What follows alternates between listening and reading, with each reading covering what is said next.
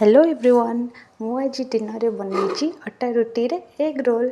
जदि आपण को भी एमती बाहर बेसी ऑयली फास्ट फूड खाइबा को पसंद नुह कि मैदार कौन खाइबा पसंद नुह ताहले आपण घरे तैयारी होतिबा अटा रे एमती बहुत कम टाइम रे आराम से अल्प तेल रे एमती खाइबा आपण बनई पारिबे। एटा खाइबा को भी बहुत टेस्टी और हेल्दी मध्य मते तो बहुत सहज लगे और बहुत इजी रे हो जाए। एथरे मु केवल अंडारे करी आपण चाहिए आपण चिकेन कीमा किंबा एग को भुर्जी करके आपण आधरे स्टफिंग हिसाब रे दे पारिबे।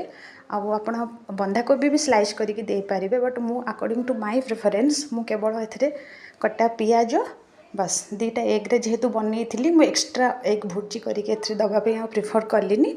आपण टेस्ट बर्ड हिसाब रे किछि कम बेसी करि परिबे। आज पई रहूची bye bye see you tomorrow.